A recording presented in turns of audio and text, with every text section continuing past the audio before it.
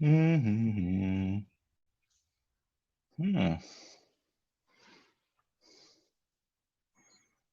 It's a bit early. Oh, it's not. Hey, Mitch. Hello. What's up, Mitch? I'm super great. Today I was able to go out of quarantine. Oh, you were, wow. You Yeah. were up until now in quarantine, huh? Crazy. We are Yeah. still in Yeah. lockdown here in Austria. Oh yeah. Yeah, we have a Mhm. curfew and shit still, so it's not like Yeah, curfew. It's not total bad. Like party. we can have people over and such, but after 8, there's a curfew. You can Crazy, have huh? people over.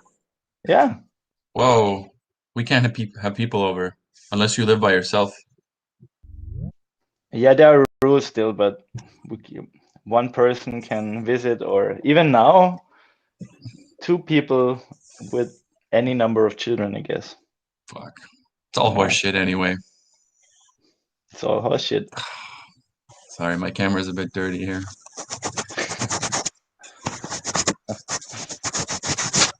There we go. Oh, there we go. That's a bit clearer. All right.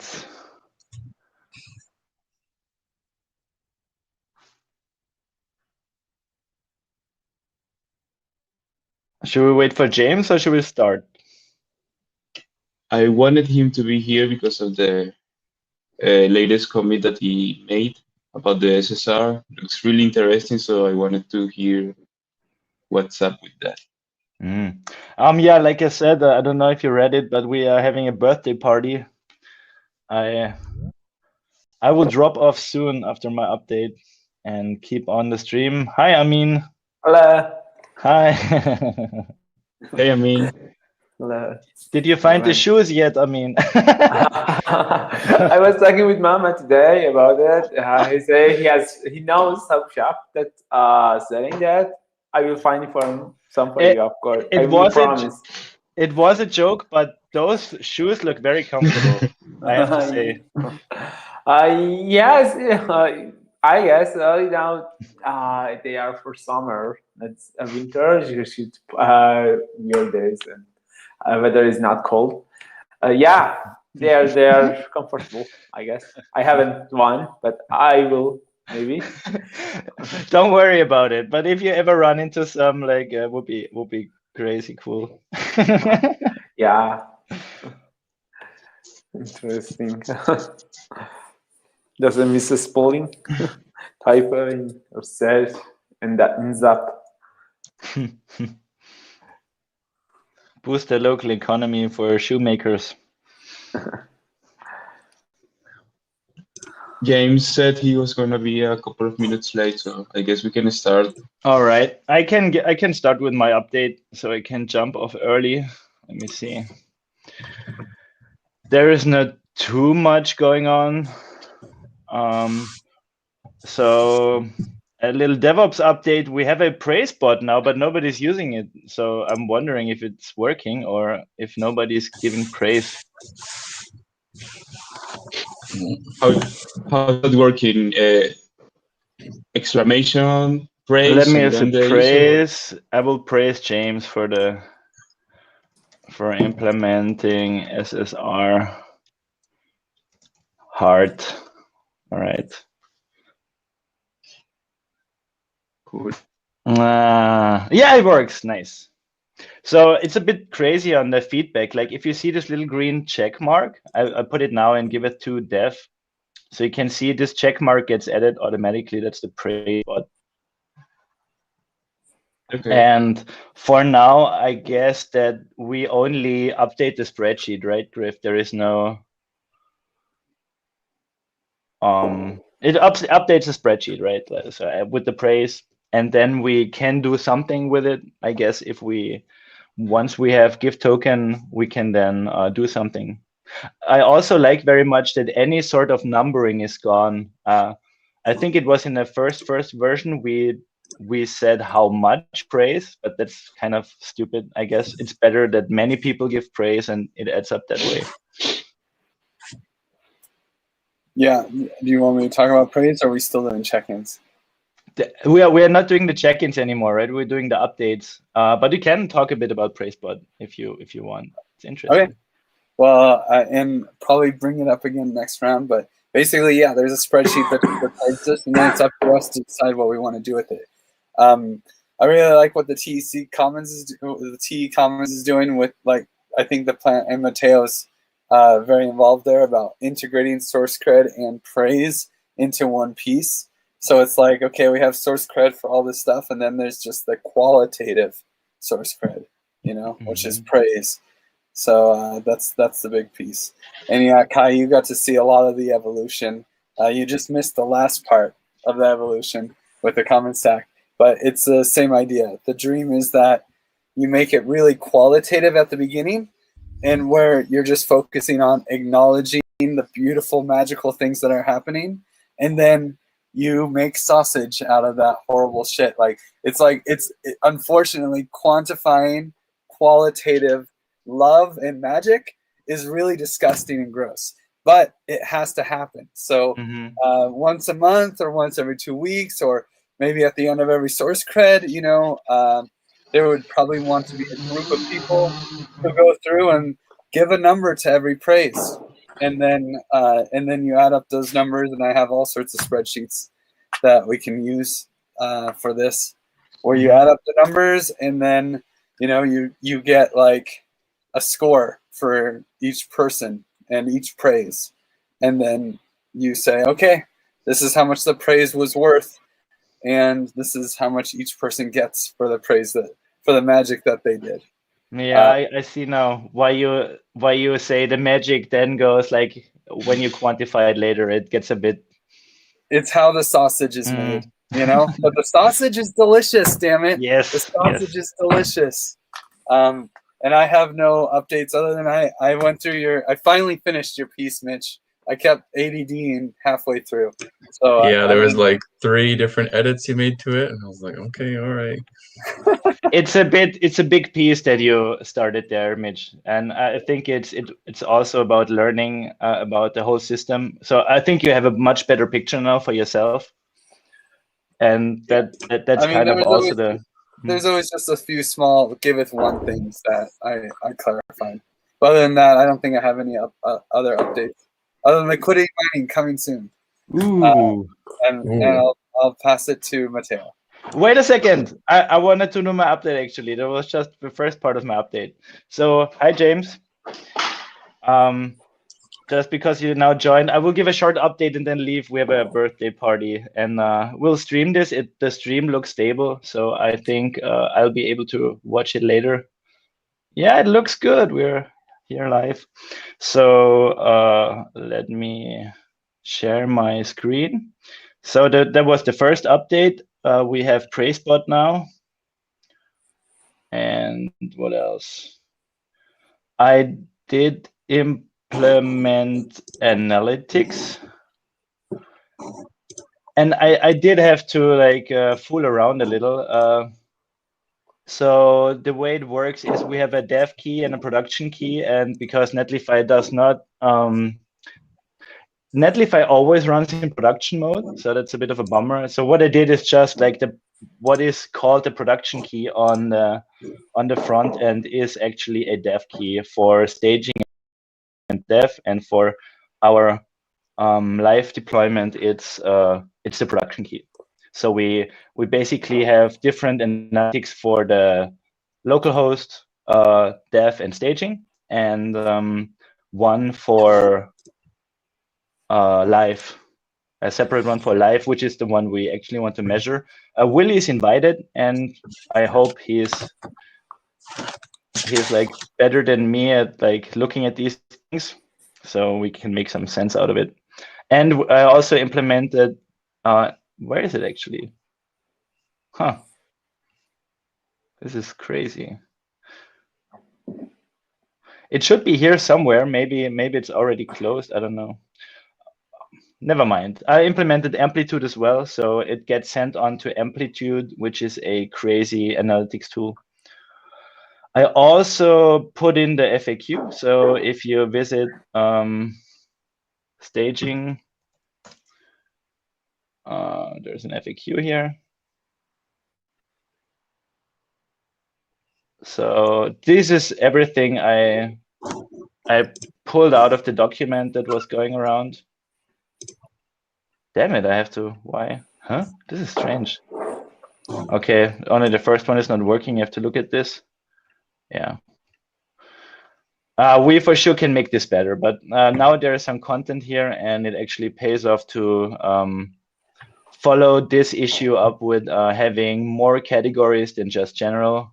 You see there's some crypto stuff in here, so I would like to do the crypto stuff as an extra category. I'll probably do the text stuff as a different category, and the application specific things I will also put in a new category.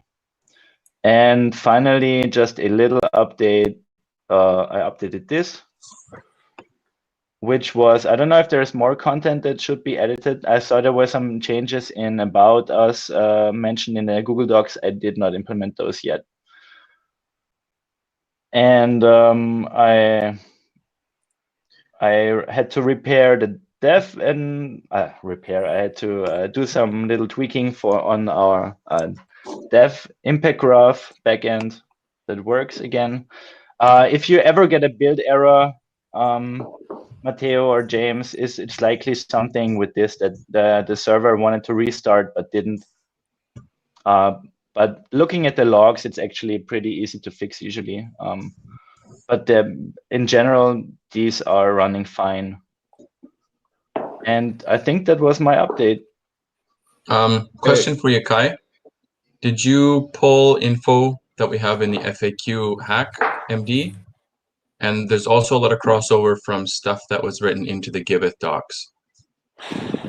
I only put it, yeah, well, this FAQ document was meant for this.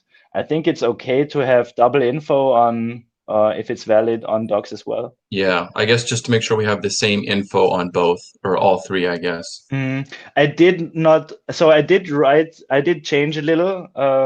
I usually pasted that back in the HackMD, but not everything. That's a bit of a strange thing. Which one is the source of truth? And for me, it's kind of like what is on this page here. But you can, yeah, you can copy paste. Well, that's no problem, because then I'll just copy paste from what you have there and then put it into the docs. Thank you, Mitch. That's great. Yep. Kai, just there's one other issue assigned to you, trying to use an ENS name that does not work. It's not, I made that issue. It's not assigned to me, or it shouldn't be. It is assigned to you right now. You left a comment there a few hours ago saying it's possible to always use mainnet for checking ENS. Question mark. Yeah. Do you know what happens next with this? Like what's the next? So action? that's yeah. I didn't want to get assigned to this. I just made the issue, or that was the intention. So I will unassign myself here. I can do it now if you want to. I have it open. I just did it. That's cool. Okay. Awesome. But let me test this actually, because I'm pretty sure I did this when I first created the campaign on live. I tried my ENS name and it didn't work, but I will try again and check back with this issue. Because Matteo said it's likely because I tested it on Robston, and Matteo very right. I did not register that name on the Robston contract. And when looking it up, it's actually pretty easy to do that. And the cool thing is there is you don't have to wait or anything for Robston. You just put in any name and it will register right away. And then it's valid for 28 days and it will automatically be deleted. So we can test it easily. Cool, great. Nice. And now I have to go. I'm sorry, and I will watch this back later. Happy birthday, yeah. My wife's birthday, but I will relay the greetings. 1 minute, guys.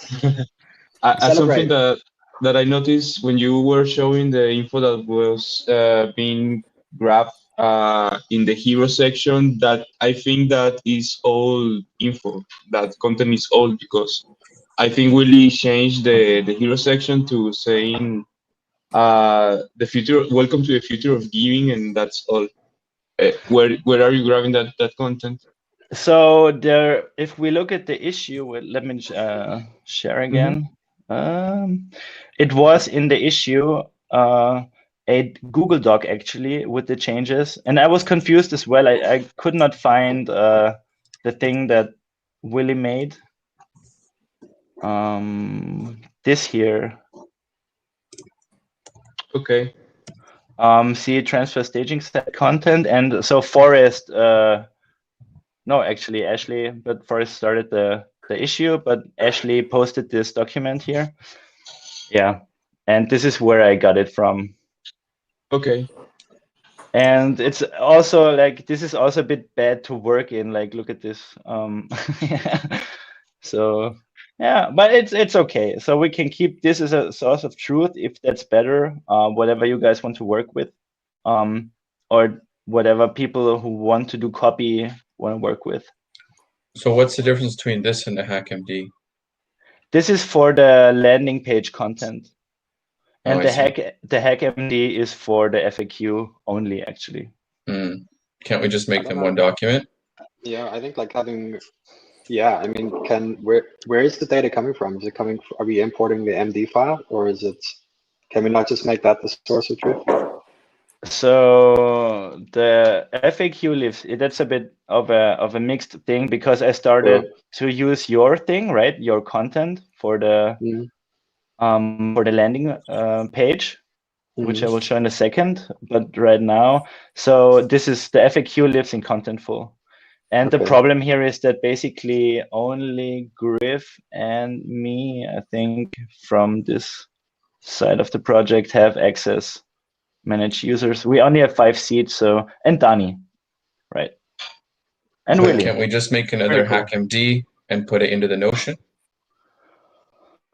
I would settle for something. So all of these work, but we should have only one working document, because it gets too confusing otherwise.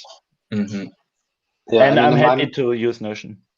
I think the ideal world is that there's only one source of truth, and that source of truth is where the website pulls it out of. So, I mean, I would argue that the source of truth should be contentful then, perhaps. Otherwise, yeah, how are we going to make sure everything is always in sync all the time? Well, anyway. This is the best. This is the best. Contentful is the best because it is really the source for the content. But the problem is only 2 people have access. No, actually more. So Griff, Willie, me, and Dani. That's a lot, actually. So Mitch, I take it you would like to not have contentful as the source of truth? Well, I mean, if I can't go into it and like actively work on it, then it doesn't provide any utility to me. So I can fast forward the refactoring to the other CMS, which I wanted to do for white labeling. But I can fast track that, and we would have as many seats as we want, because the other solution I want to use is self-hosted. Yes. Okay. I mean, it just seems like this is getting complicated and awkward. Like, is extra seats that expensive? I mean, surely it seems to be that Mitch should be one of those people who has got access to this. Or, I mean, can we just make a shared account that's like name and password, and then we pass that around? Sure. Yeah. I mean, I'm happy to give up my seat. Are you not using it? Because you need it for Common Stack as well, for the Common Stack FAQ. Yeah, I should probably give up my seat. I mean, I have used it, but I haven't used it in several months. Okay, so if that's fine for you, I mean, we can always kick the other account, pull you back in, but we can do it like that for now. I will make a shared account and share it in the ops channel. Yeah. Yeah, because Ashley probably needs that stuff as well, you know? Yes, it's just like Contentful is a bit finicky to work with. You really have to know what you do, and that's why I like to keep it. I usually make all of the edits. Well, we have to pay whenever we publish something, right? It costs us something every time we publish. No, I turned off the deploy hook. So whenever you make a change and you publish it, it will be in the next build. So because we have very fast build cycles now, it will just pull in always, like when it gets built again, it will just pull in the newest info. And the only thing I activated was automatically triggering a build on publish, because if you publish like 10 different things, it will trigger 10 builds, and that's not economical, so I disabled it. Okay. And just one more thing, and that's why I was not such a fan. It's not the worst, but I was not such a fan of how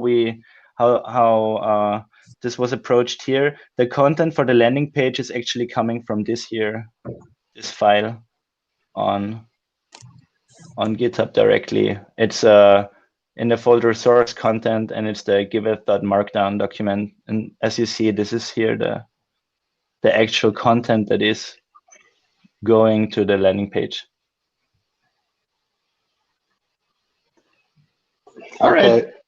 I mean, like, if we are we happy with our current CMS strategy? If not, like, let's figure out the right time to talk about it and find a solution. I do have a plan. Maybe I should just prepare what I think would be best and then show you guys, and then we decide if we want to put everything there, because I think there is much value in having really one thing where everything is stored.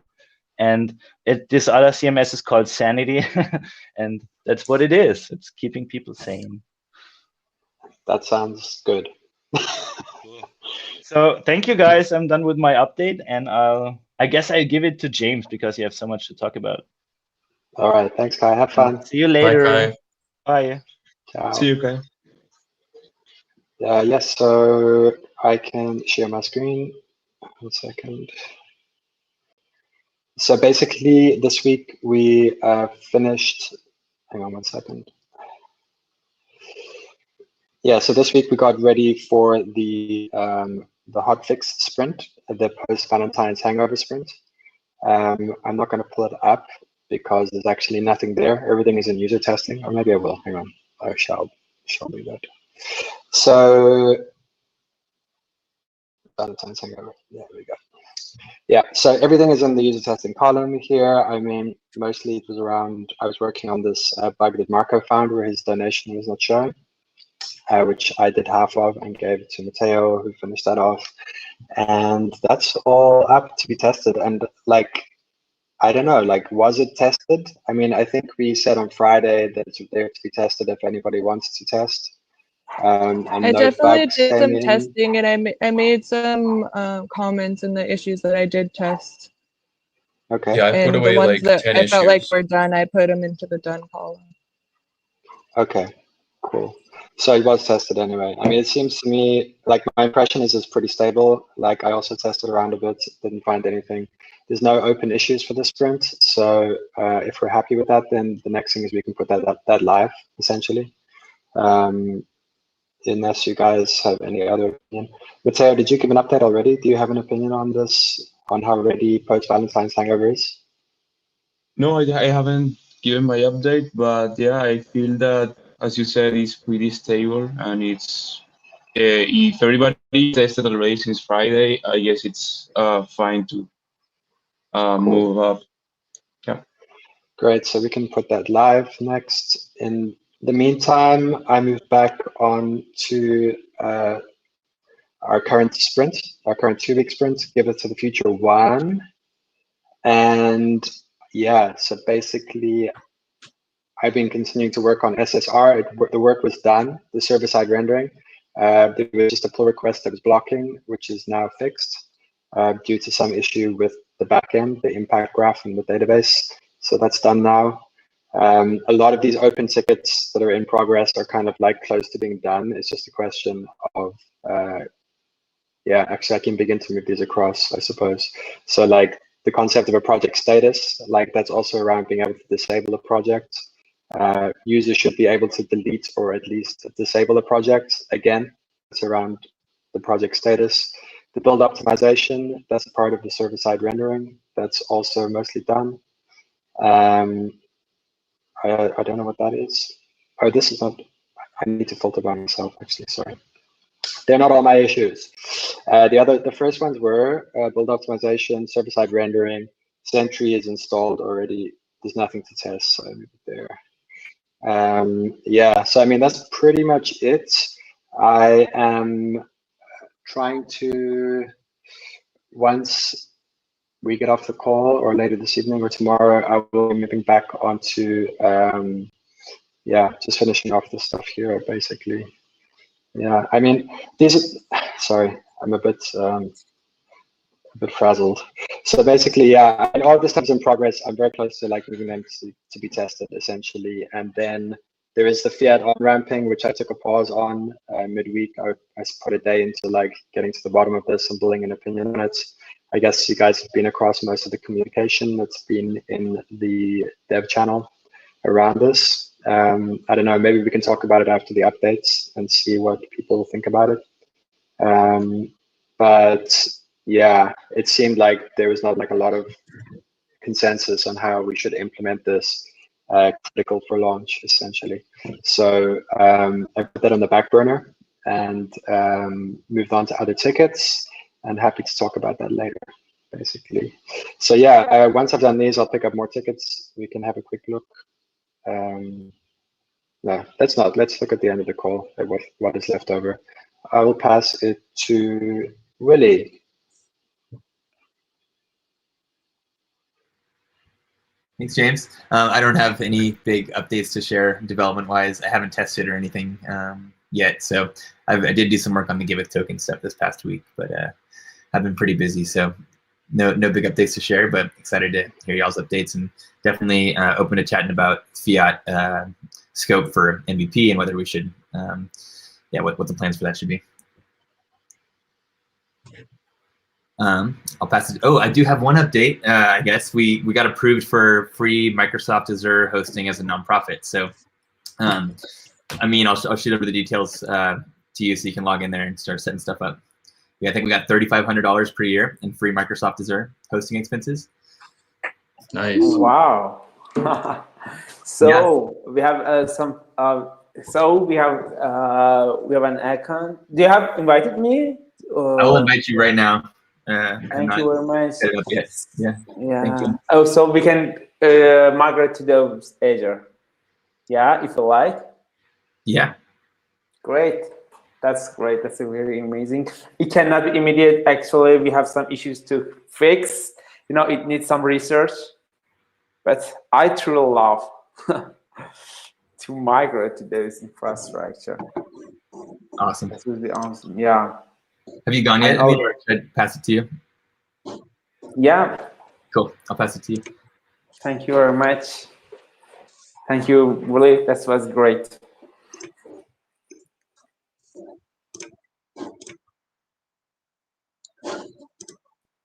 Well, I guess that, I mean, do you have something to say on update, or should I go?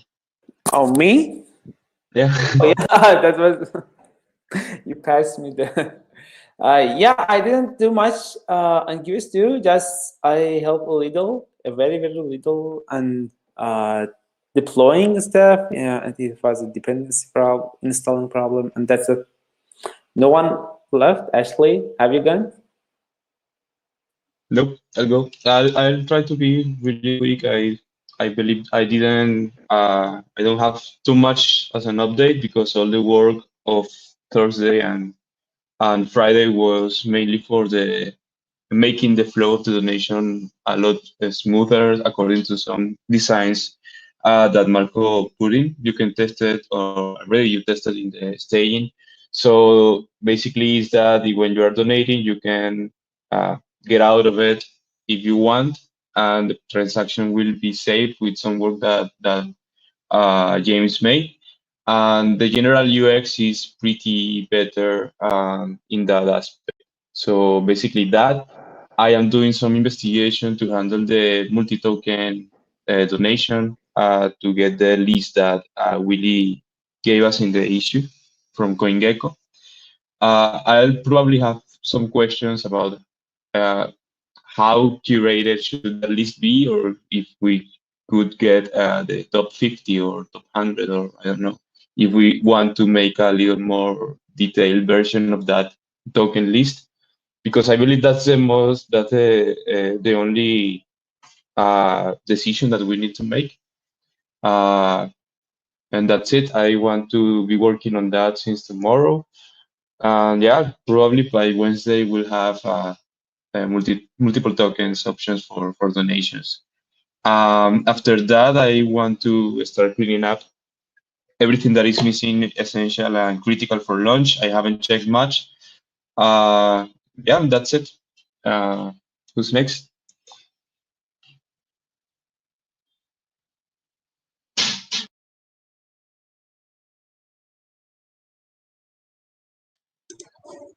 I think that's pretty much all the devs, huh? Yep. Anyone have something they want to share? Cool. So, I mean, in general, like it looks like we will actually cover everything that was marked as critical. I mean, depending on what the outcome of the fiat on-ramp is. I'll just share my screen quickly.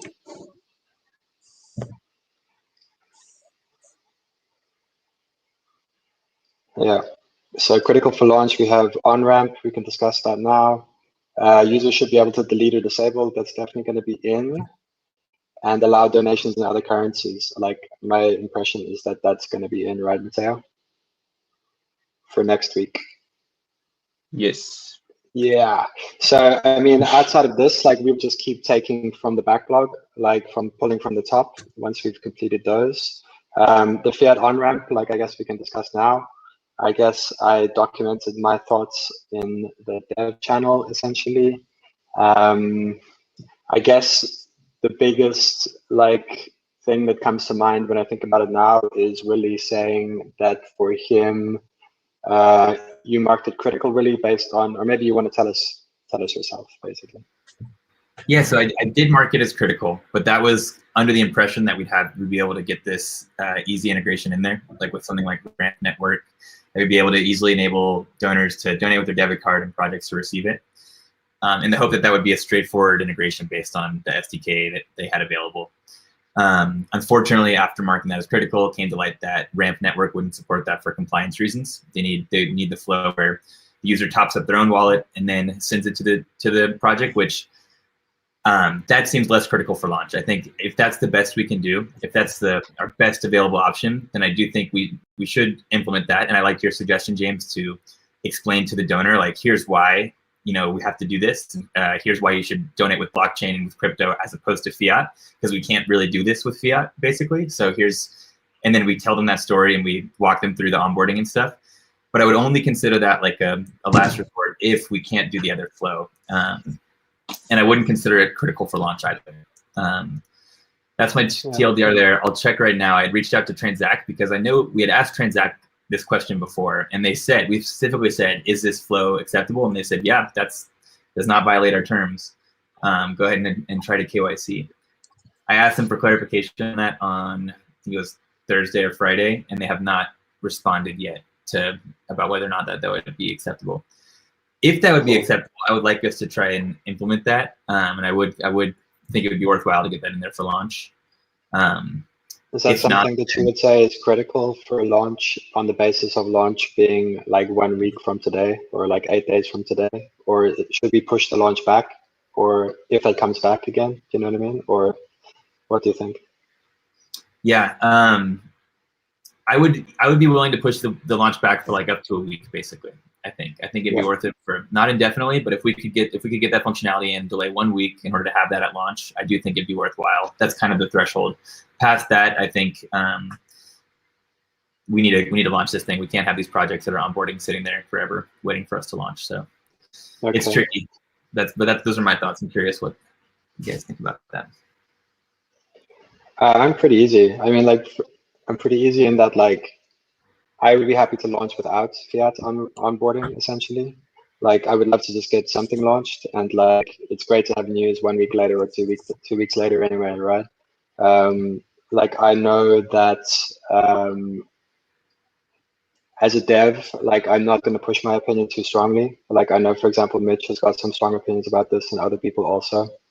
So, I mean, I'm more concerned about things like, are we going to launch in 1 week? If not, what is the day where we say, okay, we're postponing this launch because the marketing team needs to know some days in advance or whatever. So I'm more interested in like operations kind of decisions than this stuff. But yeah, I don't know. What do you guys think? Do we need fiat on ramping? I mean, or it's a bad replacement for paying with cash, right? Ultimately. I mean, that's what I was trying to illustrate last week by saying, like, we don't even have somewhere to put this right now. Like, where would this even go? You know what I mean? Like, we would need some kind of like user flow, you know, mockups even from someone or something. So yeah, I don't know. Look, that's my opinion on the matter. Leave it to you guys. So I guess on the marketing team, how important do you guys think it is to have this feature at launch versus potentially a few weeks later? I think the big thing with their narrative that we're trying to push is that Giveth.io is really easy to use. And so we're telling people it's streamlined, easy to create projects and all this stuff. But as of now, you can only donate in ETH. That's it. And we all know about gas fees. It's like literally crippling everything on the mainnet. So we only have one option, but we're still telling people that it's really easy to use and it's streamlined. So I think it's kind of like a weird juxtaposition. In some ways, it's very easy to donate with ETH, right? You don't have to think about what coin to choose, not to make that. I mean, we did take away a lot of decisions. Personally, I like launching sooner rather than later, and at having features in the pipeline. But I'm not part of the marketing team, or at least I'm not actively part of the marketing team. Mm-hmm. I think at least if we can get ERC20 tokens on the table, that's like definitely something we can push. And if that's like an easy solution that we can still meet our timelines in, then at least we can work that in somehow. I would agree. ERC20s are more important than fiat. Mm-hmm. And like, it looks like. Go ahead, James. Well, I just say the obvious, right? Like that is on the roadmap for getting done this week, right? Mm-hmm. Yeah, it's already happening. From my mind, like I feel like also there's some part of me that I've asked this question in the last week, like, is it worth doing fiat on-ramping without doing it onto XDAI, for example?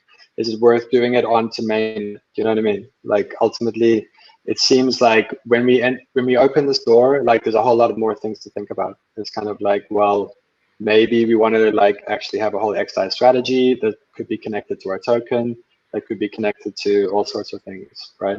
So yeah. it feels, Willie? I'm surprised I didn't think about this sooner, but I don't think it'll actually work. Sorry, I just got excited because I know Portis has like a direct purchase flow where basically we can set up the donation with ETH, and then it actually does it in a compliant way where, let's say you're trying to donate 0.1 ETH to the project and you don't have that, you have nothing in your wallet.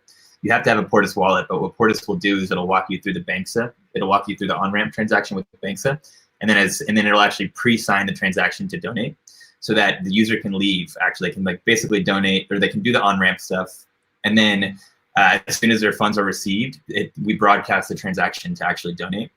But it's not perfect because it requires users to already have a Portis account and stuff. So it could work, but it's just not. It's still not this. It's not, yeah, very conducive to how we have it right now. It would require the donor to create a Portis account, which I don't love. So I'm just trying to get creative and think if there is some way we can enable this. Because I do think I totally hear both sides. It's like, we got to launch this thing, can't wait forever, but we have a big narrative, right? The narrative is a big part of the launch, and it makes a big difference. Having the ability for projects to donate with fiat and with debit card opens up the pool of potential donors, you know, by an orders of magnitude. Basically, it's what we have. Yeah. Yeah, like if I can get my mom to understand this shit and be able to donate, like, you know, I don't know. Right now, it seems like a bit overwhelming, but I think the XDAI thing is really ahead of the curve, and like that to me is very exciting. And this on-ramp stuff's going to improve, right? So Ramp's the first XDAI on-ramp we've seen. Right now, they don't have the off-ramp yet. They only support a few countries, but eventually, you know, you will be able to onboard to XDAI, and it should just take seconds to receive your funds. So yeah, maybe like trying to squeeze this into launch could be, we have fewer options and stuff, and the options are less developed. So the longer we wait, we do benefit from just the entire industry evolving and Ramp improving their on-ramps and other on-ramps launching XDAI on-ramps. So, I mean, for me, like, to be honest, like I have the feeling that this decision should be driven by who is our target audience for the launch of our MVP, you know? Like I have one hat that I wear that says like our audience is crypto people that know us and all of this kind of jazz. And in which case like fiat on-ramping is not important. Like they have their own crypto, right? Like if our audience is people, you know, Mitch's mom and my mom and other people, like then it is important, right? Like, I think like if we make a decision that our audience for the launch of the MVP is our crypto friends, we're going to help us make sure this thing works and it's all awesome.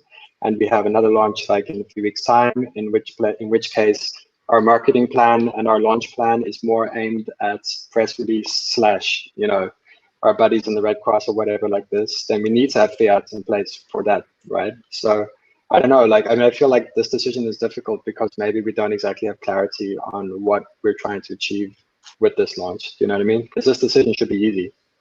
It's a yes or no, basically. I'm just putting it out there, being controversial, making a statement. Like, maybe that's something we should think about, right? I love it when you get controversial, James.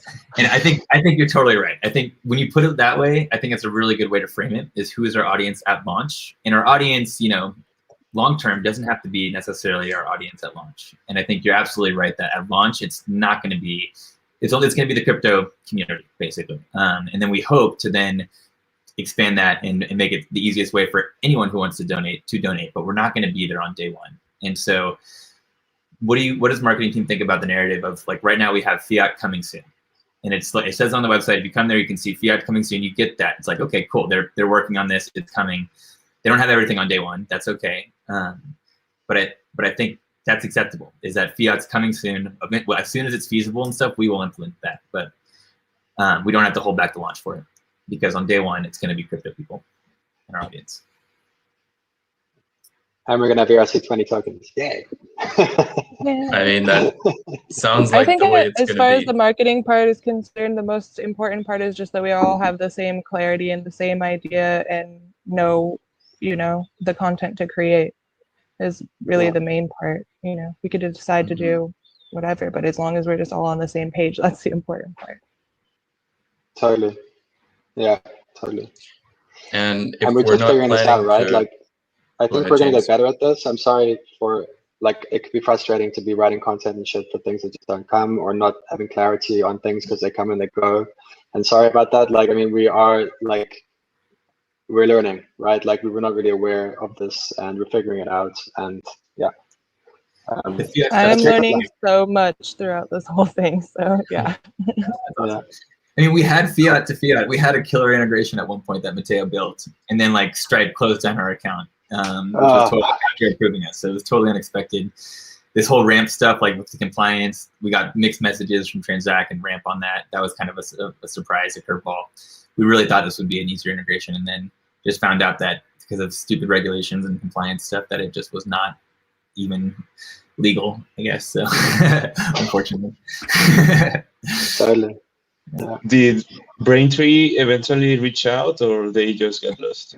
In Braintree too, it's super weird where we talked, I mean, we filled out the application multiple times and reached out, and they basically have this thing that's like, oh, you'll hear from us soon. Haven't heard back from them. I called up on the phone and talked to their support agent. She's like, yeah, based on, I told her everything. She's like, yeah, I mean, I think you guys, sounds like you get approved. I can't believe that Stripe closed your account. You know, you should hear back from us in about 2 weeks, because that's right now we have a 2-week backlog. Still haven't heard back. So I just got to keep pounding on their door. But I am optimistic that we could get approved by them. But yeah, in order to get, you need your application to be accepted before you can even fill out like the whole KYC application to get full approval. So we haven't even been able to get that far, unfortunately. Cool. And we really want to make sure that we get a thumbs up before we start building again this time. Yeah. Cool. Well, it sounds like we made some decisions there. In general, like, there's nothing else I want to talk about. I don't know if someone has something else to suggest, or like maybe we should talk about when are we going to do this next launch? You know, I mean, it feels like this could be for the crypto people launch, and that the next one could be for the public launch or something. And then how much time do we need to get that in place? Like, I mean, we should be pretty close in some way, like from the marketing perspective, because you guys have been thinking like this anyway. So I guess it could be about the dev team and pretty much about getting permission, right? Or getting some agreement in place with some provider or something like this. So I don't know, what would be reasonable to pencil in then? Like 3 weeks, or what do we think? Do we know? Who are you asking? I'm putting it out there. I don't know. I guess I'm looking at Willie, but I don't know if he knows either. Like when could we set the expectation for marketing that we would have this feature, basically? Yeah. like I'm just saying, like, I mean, unless there's something else someone wants to talk about, like the only other thing I'm thinking about is like, when should we do this launch for, you know, for our parents and everyone else, you know what I mean? Like what, how long, yeah, how long do we need? Like, when can we get certainty around this payment provider thing is really the big question, really. Yeah, I think we don't yet have certainty to give enough of a expected timeline. Basically, we still, there's a big unknown, basically, which is like which provider and what is the flow actually going to look like. So I think we can definitely work to get more clarity on that this next week. I was just thinking about like maybe we just proceed, like keep pushing on Transact, start doing their KYC process and stuff to see if we can get approved, because based on what they said, like we could build the integration, and they gave us the green light that it's not going to be a violation. I would want to get a little bit more confirmation before we really start developing that they're not going to shut us down. But we could at least start operationally moving the ball forward there and filling out the KYC. So we can keep and we can keep pushing the ball on Braintree. But yeah, I think maybe for what we can decide today at least is like we could at least plant the flag for the Giveth MVP launch without fiat, and then let marketing know that it's a priority for us to get more certainty. But right now we don't, and it's, you know, we will have fiat coming soon, but next step is for us to figure out exactly what that's going to look like, and then we can give a better timeline. We could also do the mainstream, the basic message that I see almost everywhere, that is, don't have crypto, buy some, but we clean up our hands and just follow, guide the user to some of these onboard solutions. Just as we integrated tools for the login, believing that the users that don't know what MetaMask is can log in without any problem. We can maybe make a simple post or message in there saying, "Hey, you don't have any crypto? You can try some buying using on-ramp or whatever service, Portis or whatever." What do you guys think of that? I think you're right. Like, actually, you remind me now. Like, even on staging or dev, I think now if you open up the Taurus wallet, there's a link in there to top up, basically, which opens up all of them: MoonPay, Ramp, and all of this stuff. And then I think for some reason I looked on live and it was not there, but that might be my faulty memory also. So what we could do is figure out like how do we build around that somehow. Like maybe it's a question that we need some good documentation on, like what does it mean to do on-ramping? Like maybe we have that somehow in an FAQ somewhere or something with screenshots or something like this. I mean, that seems to me to be like an intermediary, like stepping stone. That is an option. That's what you mean though, right, Matteo? Like to use what's there already. Yeah, I mean, that one thing I did learn this week, which was very interesting, is that the Taurus integration will not, we will not be able to use the Ramp network webhooks for this. So if we integrated Ramp network directly, we could get pinged every time something happens, like every time someone successfully has fiat put into their accounts, etc. But this will not work on Taurus. They will have to keep, the Taurus people told me that somehow they can see the status of it in the Taurus wallet or something. So there is like the ability is there, right? This is a question of like documenting it clearly, and yeah, taking that route of making it usable, I suppose.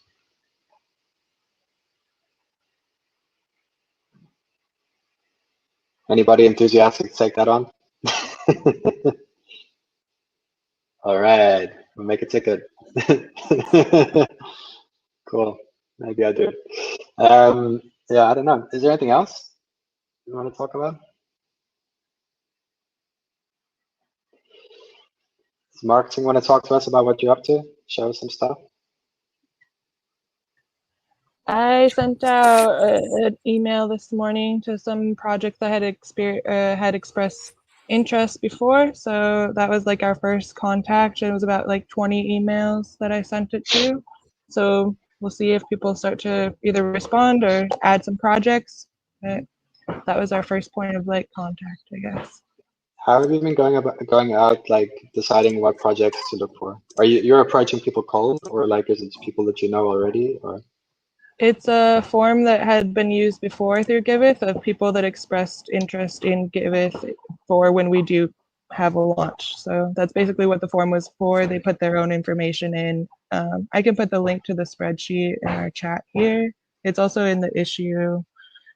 in marketing. Nice.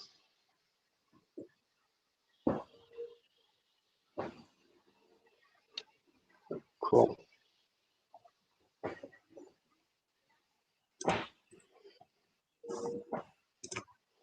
So it basically is forms that had been previously used that Danny Bell and I sat down and kind of compiled the list. There's a projects tab, a friends tab, one for Gitcoin projects, and one for Camp Decentralites for people from Burning Man.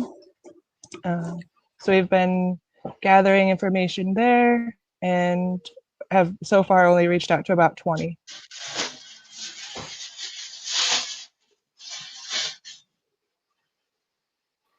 Only 20? That's fantastic. That's a Yeah, lot. I was gonna say. Yeah. That's a lot of work. Yeah.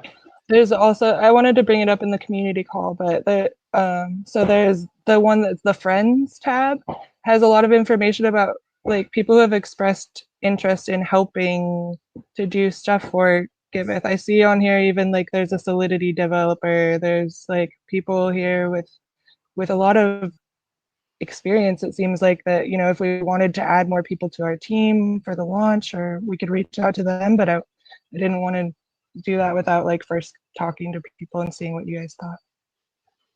Cool.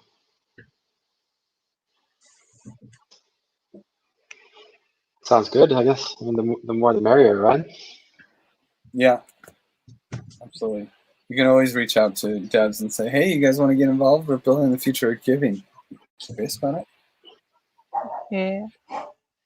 What about people like influencers like Austin Griffith and people like this? You've got a big following or something, you're really giving a lot. And I mean, is that an approach? I get a bit confused between open source versus sustainable environmental project approach, or, I mean, we're doing all, right? Like, so, yeah, anyway, putting it out there. I know that next donation round, I'm just going to spam the link. Be like, hey, just sent you some money, but also, you know, you can raise all the time on Giveth.io. You should come on over, put your place both places. You know, to grab. Yeah, I guess the hesitation mostly comes from the still like we're in soft launch phase. So I didn't know, like, I didn't want to go like too public, or, you know, I wasn't sure if we were ready to take on new people, because that also includes kind of like filling them in and onboarding them as well. So yeah, I just hope that we have like 2 times the effort on trying to find donors, because projects will come if there's donations on the platform. I have a question, and maybe this is an annoying one, but since I've been kind of going down this deep dive of trying to understand a lot of this technical stuff, I was reading about decentralized applications, and I think I talked to you about this, James, and I was wondering, is Giveth.io technically a decentralized application? Does it exist on the blockchain? Billy? I would say, sorry, let's try to find it. How are you doing, Shannon? The text, so I can put the text back in on master. That's a good question, Mitch. I think a lot of people, there's like, decentralized application is kind of a moving target, right? Like you can be, and the very few decentralized applications are fully decentralized at this point in time, because a lot of them are still relying on AWS or centralized DNS managers and stuff. So Giveth, like I would say the original Giveth is very much, I would say, a decentralized application, because you can go interact. We have smart contracts. You can see them on either scan. It's like it's there. Exactly. It's still on a server, right? What's that, James? It's still not a server. It's definitely way more. It's not using Contentful like exactly other bits and pieces. But we're kind of like a centralized entry point into the decentralized web, I would say, is my feeling. Mm-hmm. Terminal. Yeah. Okay. All right. It's a tough question for me, because I was like, am I right on that? Like, it feels like it's not really a decentralized application. It looks fairly centralized. Like we're facilitating some sort of action here, but like we're hosted on a server centrally somewhere. I always use donation application. We're definitely that. There's no question about that. That's good. I thought about that. It was like, if I'm posting shit on Reddit and people are like, oh, by the way, how are you decentralized? I'd be like, We will be very decentralized when we actually have the Giveth token and there's all these cool things. I mean, maybe the application infrastructure will be a little dicey, but it will be like we'll have decentralized curation of projects. We'll have these different processes. Like balancer rewards aren't really decentralized, but balancer pools are very much decentralized. So you can have these like pieces and parts that are centralized hybrid, but are on top of the decentralized application. Okay. So I think it's okay to use the term DApp when talking about the new Giveth, even though it's not really a decentralized application in many ways right now. So are it's a lot of donation apps, application. It's a DApp. Yeah, exactly. It's a donation app. If anyone asks, oh yeah. Obviously, what else does DApp mean? Yeah, I mean, if you don't have, unless you're running your own node, like sorry, with a command line or something. I don't know. I mean, since we have this rare opportunity to talk, I mean, is it worth having a quick talk about XDAI and like how we might ideally want to use that or something? I mean, could we be only on XDAI, for example? We could do fiat onboarding directly onto XDAI, nice. Then we have no access to liquidity on mainnet. But then we have a bridge between like two relays between mainnet and XDAI. Is that kind of like the dream architecture, or like how do we see this? Does that make sense? I like when we were talking at one of the calls recently about like donating on any chain that a user really wants to, basically like Kai was talking about being pretty that. chain agnostic. And maybe we have ETH mainnet as the default. We could talk about which one's the defaults and stuff, but showing users like, hey, want to donate with no gas or little gas, switch to XDAI. And I think that we could also potentially give the option for projects to just like accept donations on all networks, or just like check which networks they want to accept donations on. But I think like I'm torn about whether we even need to do that, because at the end of the day, it's like, hey, you want to donate to me on this chain? Sure, I'll accept a donation on this chain, right? And if you get a lot of donations there, like now it's worth your time to go figure out how to get those donations to wherever you need them to be. Yeah. Totally. I think if Griff, like you were saying, you wanted to partner with OneHive and all that stuff is on XDAI. Like at the end of the day, we're gonna need to, like, it's about fiat onboarding and fiat offboarding, right? Like if we're across all chains, the only thing that really matters is we need to pick our battles in terms of how we access the real world. Most likely XDAI is our way anyway. It seems like we're invested, we're running a node, no? I mean, like all chains, yes please. But like, I mean, we need to probably only make a decision about the fiat on-ramping and off-ramping, right? I mean, in the end, we post up this QR code with an address. If someone sends Avalanche tokens to that address, hey, they're there. They can donate on any chain that uses the Ethereum, address system. So any chain, any token, like if they send Pangolin, right? Like then there it is.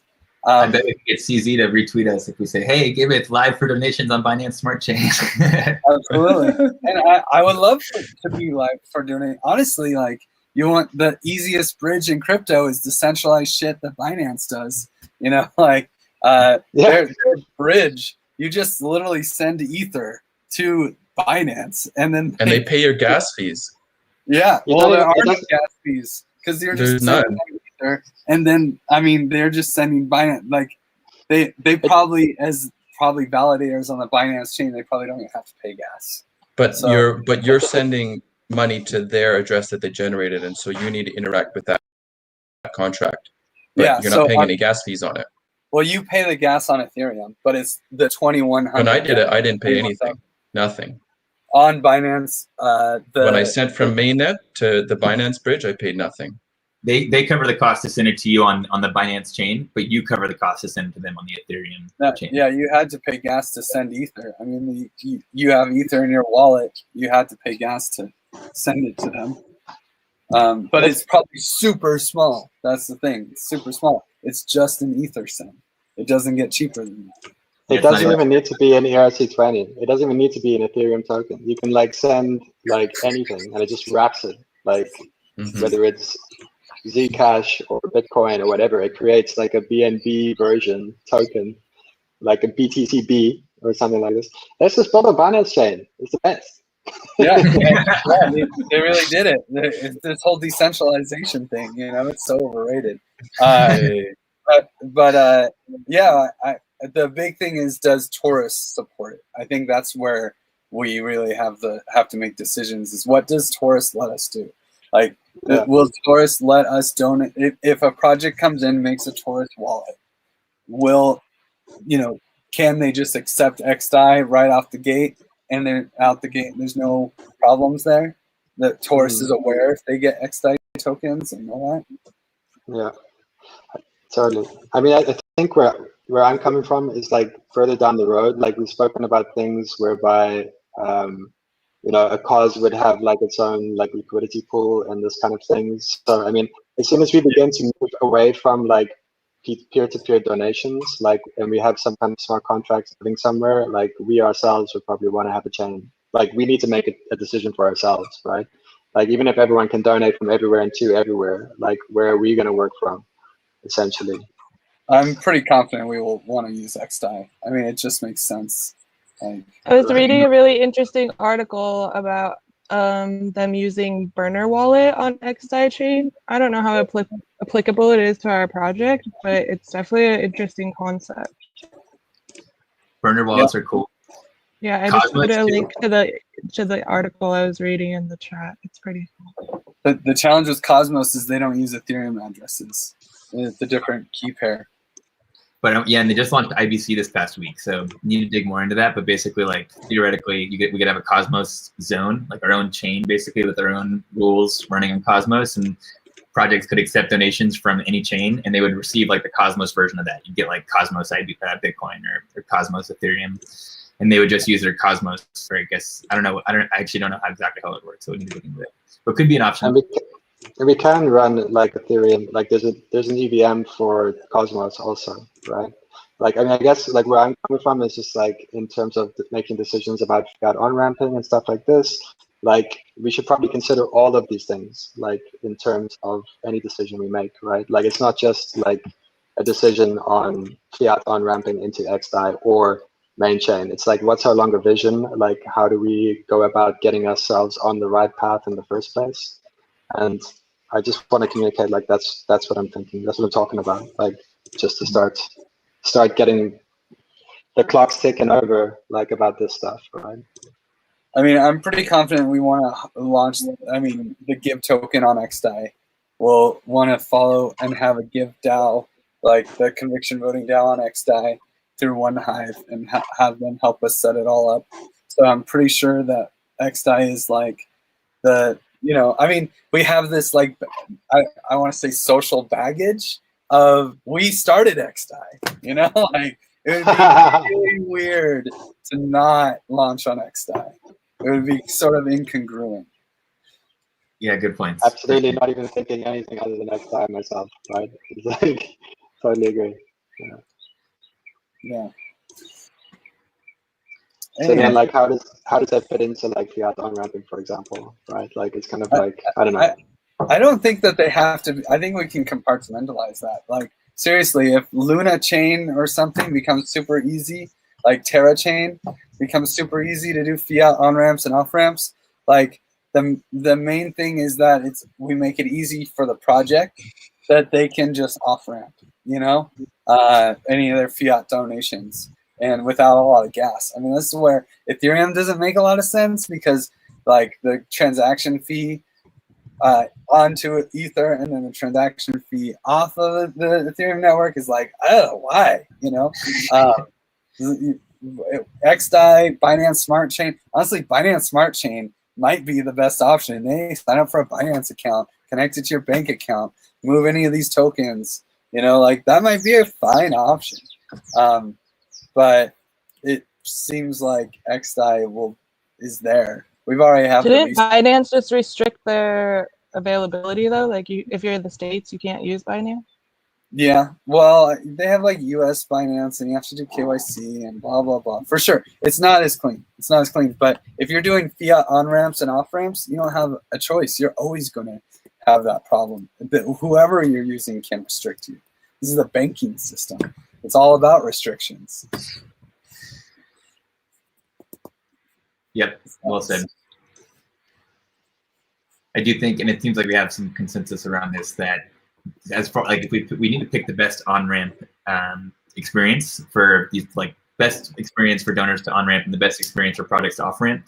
We don't, and it should be one chain basically, right? Like we don't need to, no one cares if they're on-ramping and donating on XDAI versus Ethereum versus Binance Smart Chain. Like really it's just like whichever single individual on-ramp and chain will solve this problem the best. That's what we'll pick basically. So we don't necessarily need to have on-ramps on multi-chains releases, if that helps them. And ideally, the currency that we put in is a low volatility coin, you know, XDAI, some Euro stablecoin, RAI, something. I don't really like the idea of, oh yeah, they put in $30, it turned into Ether, it went up a lot or went down a lot, and then now you get whatever speculative, you know, output.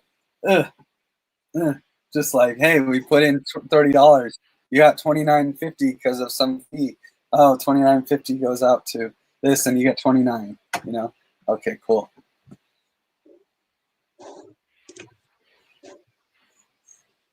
But yeah, I guess we're 7 minutes into the governance meeting. Who leads these bad boys? Is it you, Forrest? Hey, I am leading today, and it's the community call, not the governance meeting.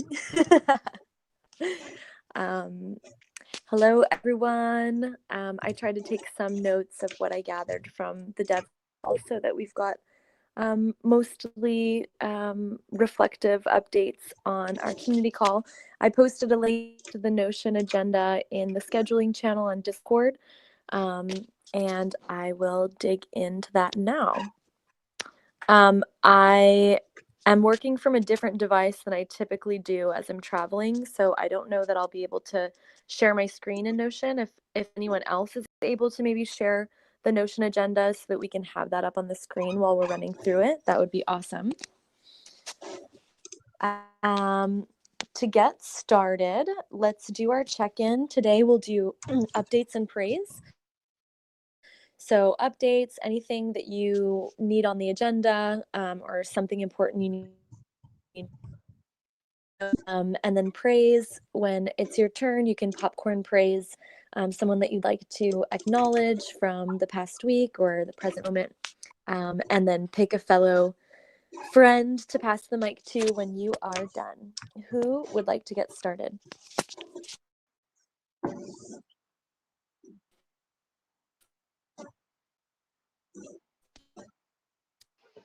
I can go first, I guess. I'll give up trying to find the Notion notes and hope someone else does that.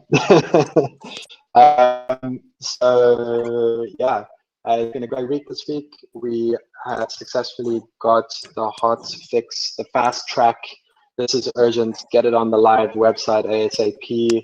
Tickets done, tested, signed off, and ready to go live as soon as is reasonable.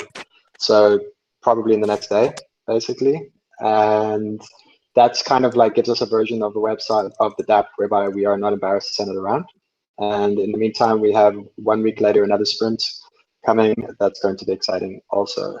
And generally speaking, yeah, praise to everybody, honestly. Like praise to Matteo for continuing to just pop stuff out all the time. Praise to Kai, who's not here, for always being there and getting shit done. Praise to Mitch for making me realize the mistakes I've made and things I need to be better at. And praise to, yeah, all of you, I guess. And I pass it to Ashley. Hi. We're just starting out with praise. I don't really have a whole lot of updates. More so, I mean, I already said it in the dev call, but about like reaching out to some of the past projects. I went ahead and reached out to, I think, about like 20 or 25. So we'll see if we start seeing some projects pop up on Giveth and see if we have any correspondence. And then I feel like everybody is doing such a great job. I feel like I have to pick favorites when I do praise. I don't know.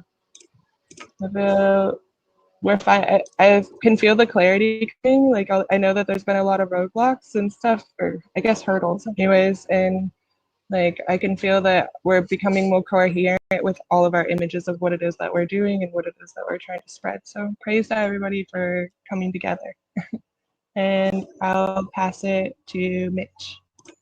Oh, man, pressure's on. Okay, well, this week I'm really happy that we're able to get some more clarity on what Giveth.io is going to be. So that was really cool. This week I was just working on testing on Giveth docs and taking in all these suggestions people made on the marketing content that I made. That was it. So big praise to Griff for constantly reviewing my stuff, and Lauren as well for giving me lots of really, really great feedback on the stuff that I'm trying to write about. It's really, really complicated, so I appreciate all the feedback. And I will pass it to Matteo. Hey everyone, happy Sunday. Just as James was saying, really productive week. Did some advanced work on the donation flow that you can already check out on staging. That's it. It really coming from a productive meeting with the dev. My praise this time is for everyone as well, because the marketing team, the dev team, and the token engineering team, let's say, it's rocking it. I love that everyone is so active recently and doing their best for the launch. So yeah, praise to everyone. I'll pass it to Willie. Thanks, Mateo. Oh man, I want to just second all of these praises. It's so good, so awesome to see all this progress. I can give some specific praise to the awesome stuff I've seen. Praise to Ashley for reaching out to all of those different projects. Praise to Lauren for working with Calvin on the Giveth launch video. If you guys haven't seen that yet, maybe we can watch it at some point. At least post it in the Discord. It's so awesome. I was really excited to see that. Praise to James and the dev team for a great sprint, very organized sprint. Also, just I want to give a special shout out to James for he's been also kind of playing a lot of the product management role recently and pushing everyone to get alignment on these features, and it's just been so awesome and so needed. So special shout out to James for that. Special shout out to Forrest. Forrest did such a great job this past week getting all the with the token engineering stuff. I'm sure she did a lot, but I specifically got to see the work she put into getting the notes ready and the sprint docs ready, and keeping Griff and I on track with the hackathon stuff we needed to do. So yeah, praise to James, my cousin, who created a project on Giveth for the Pan Permaculture Action Network and has some feedback for us on things we can improve. I could probably keep going on, but I'm taking up too much time. So mad praise to everybody. Just so awesome to see the community coming together on all fronts, getting ready for this launch. Makes me very bullish on Giveth. I'll pass it to Amin. Hi everyone, happy to see you again in the Sunday meeting. Very interesting. I want to praise Giveth team. They are working hard to pushing through and making the application live. Yeah, and I'm not so involved in the procedure, but it's amazing. I want to praise Willie for his following the Azure staff and getting a non-profit account for that awesome cloud infrastructure. So we will migrate in future. Thank you, Willie. I want to praise my team in QS1. They are working hard to make the application better than it was before. We have great change, huge change in these 2 weeks. We have implemented new role management. We have improved some functionality about more better user experience. We have improved the front end hugely. We have changed about 15K lines of code, and yeah, we have deployed that today. If you drop in, you may notice some performance, or you may not. I don't know. It depends on your connection. And yeah, and I praise Griff for his for helping us and for all his contribution to the project, all Giveth 1 and Giveth 2, and testing team, Lauren, Ashley, Heidi, for testing Giveth 1 application. Yeah, that's it. I pass it to Kai is here. No, Griff, I pass it to you. Awesome. Yeah. I want to second the Giveth 1 praise. You know, a lot of people don't get to see all the work that's going on Giveth 1, but Mohammed, Cherik, and Amin are one mean dev team, and they're just so much Giveth trace work is getting done every sprint. It's kind of blowing my mind. And I want to give a special shout out to Hadi and Ashley that are doing so much amazing work on the notifications. And also, of course, I already wrote a lot of this down on the Notion, so just above you, you can just use that. Also, Mateo, James, and Kai, like Giveth.io is so smooth. I showed it to somebody who doesn't know anything about crypto, and when they did the Google login and all this stuff, they're like, "Oh my god, I could just start accepting crypto right now." Their minds were blown. They still had to write out the thing, so they didn't finish the application because they wanted to write out their like sailboat plan, but super cool. I also want to dish a lot of praise to Ashley for reaching out to 25 people. I don't think we realize how much work it is to actually do that. So thank you, Ashley. That's huge. Also, all the work that's going on in the airdrops, Willie, Forrest, Mitch, and I don't know, I think Danny, other people who are contributing to that work. It's a lot. So major praise. And also Mitch for all the content that you've been rolling out. It's super cool. And of course, everyone who was involved at all in that video, holy oh my God, that video is so amazing. I feel like it's really like capturing a new voice for Giveth that I really think is cool. So whoever was part of that, like, wow, major praise. And with that, I'll pass it to Lauren. Hey y'all. So updates for this week. I was working on doing just stuff for marketing. I was facilitating the marketing call on Friday, so then I just sort of like went through everybody's stuff and started adding comments and yeah, and then I was like watching tutorials on how to make Medium posts look better and cool, and then so it's like all my stuff is like ready and queued up. So like when we launch, like my blog post and the video embedded will be in there, and I'm trying to get access to the YouTube so I can help with the live streams, and then also be able to post that video on there. For Giveth 1, Ashley and I have been working on writing all of these emails that go to everybody every time they do anything. So we were doing that. So for praise, yeah, I would like to praise Ashley for helping, working with me doing this like grueling email task thing for Giveth 1 because she makes it fun and cool. I'd like to praise Mitch for diving into all the technical content writing and also for asking a lot of like interesting, important questions.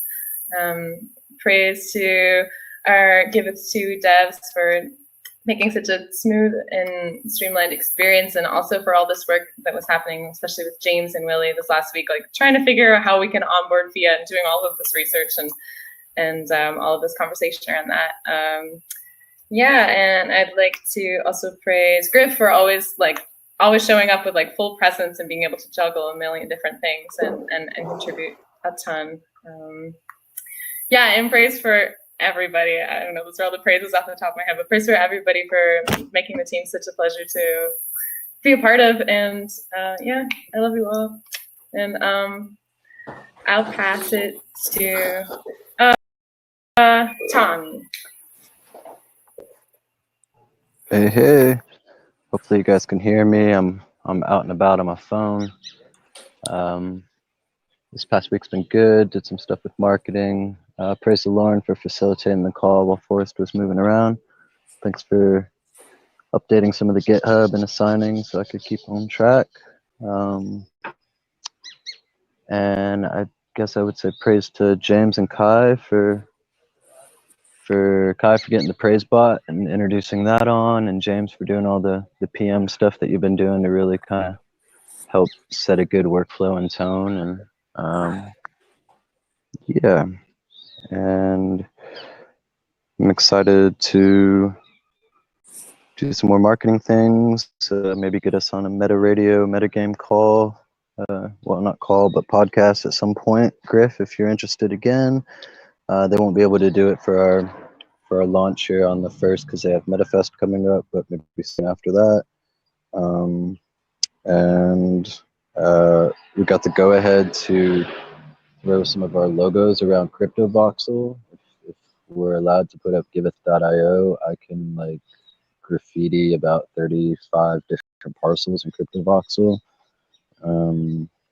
And yeah, it's exciting. I will pass it to, just have a bunch of letters. So Forrest.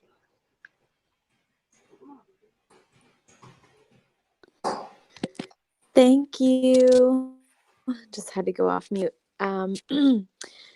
Yeah, some updates.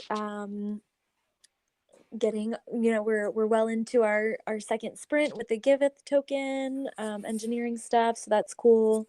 Loving, helping to organize marketing and talking about our persona and personality. Some cool discussions came out of that after seeing the hype video for launch, which was super cool. Really like structuring what the voice and personality and branding of Giveth is now, especially with this new launch.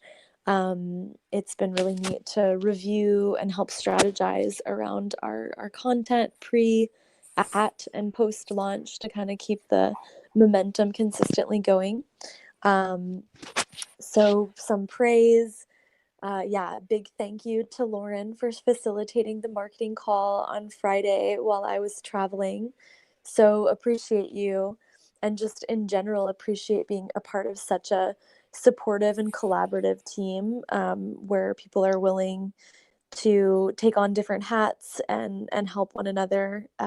It really feels great. Big props to Mitch.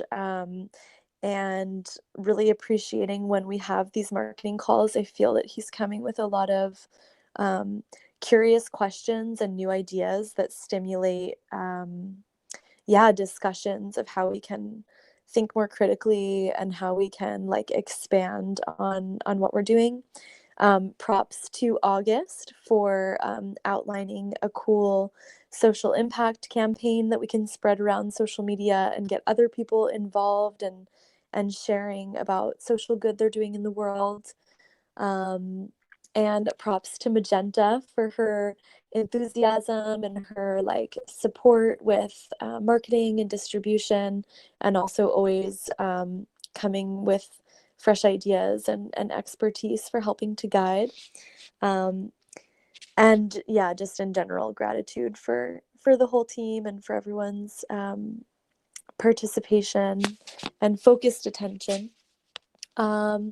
Okay, has anyone not yet shared that would like to share? Alrighty, so we'll dive into the agenda. At the top here, I've just got this section for communications and project management. I had to drop early on the last governance call, and I noticed in Discord discussion around and a vote in Aragon around shifting the Giveth update calls to 40 minutes. And I'm just wanted to check in if that's been confirmed and if that just applies to community and governance calls or if that also applies to dev and marketing calls. I saw that proposal too, just when I was putting another proposal into the DAO earlier. So that proposal didn't pass. It only had one. It didn't get rejected. It just had one person vote for it. Was there a conversation around that proposal? Like when did anyone who posted that proposal? And I guess it was Marco. Cool. And did he post? Was it posted in one of the Discord channels or something, or was it talked about on one of the? I think calls? it was. I don't know if it was general or scheduling, but there was a post in Discord about it, and it got some like thumbs up. Okay. Well, if we want to, we could try it again. And basically, just like we should post anytime we do a proposal in the DAO, we have this DAO channel. Anyone's welcome to come create a proposal. You don't have to be our Give holder to make a proposal. But you should post if right now there's not like a notification. So I didn't even know that that proposal was in there. So we have a DAO group that Kai created, so you can do @DAO, and that will notify everybody who can actually vote on the proposal. So this time it didn't pass just because I think a lot of people didn't know about it. But if we want to try it again, we can post. Yeah. We can redo that proposal and tag everybody. Okay, perfect. And when we are putting in a new proposal, I just would like to clarify if this is like an across the board thing or if this is just for update calls, which I would assume applies to community and maybe governance calls. It seems like the dev calls are taking the full amount of time and often going over a little bit. So I think it would be challenging for that to become 40 minutes. And obviously when we're doing like hack sessions and stuff, that needs to be longer. But mostly I just want to know if I need to update the calendar invites. And then just what do we want to cut out? I think the check-ins probably would need to be substantially shortened since those are taking up like 15, 20 minutes, it seems. Okay, awesome. Speaking of, I wanted to do a check-in, being sensitive of time though. If that's okay. Is this August? This is James, Willie's cousin. Oh, hey. With the Permaculture Action Network. So my only update really is putting Permaculture Action Network on Giveth, and that was a fairly quick and easy process, and want to give more feedback on that later. And then praise. I think praise can end up taking up a lot of space and difficult to do like week after week. But I do want to just praise Giveth as a whole, like for creating an easy way for mutual aid groups and organizations to receive crypto donations. And I don't think a lot of organizations see like how valuable this is right now. But you know, I think it's gonna gain a lot of momentum, and a lot of people are gonna be interested, and also realizing like the reaching out to organizations process is also kind of difficult. So I want to you know, praise the people that are doing that, which I think is Ashley and the Costa Rica team reaching out to organizations to add on to Giveth, and you know, like getting them on board for being added to Giveth. And then other than that, just the Common Stack, I was like reading some of the projects. The Common Stack sounds really cool, and I'm into, you know, common spaces, and it's just fascinating how there isn't any common spaces anymore, it feels like. So and things of that sort. So that's it for me. Thank you so much. That's awesome. Yeah, I put some notes under the check-in with what you shared. Really cool feedback, and thanks for adding your project. The Permaculture Action Network is awesome. Okay, cool. So we got through communication, project management. So skipping down to the Giveth Reputation DAO, are there any updates or any key highlights from the past week that someone would like to share on this section? I got one update.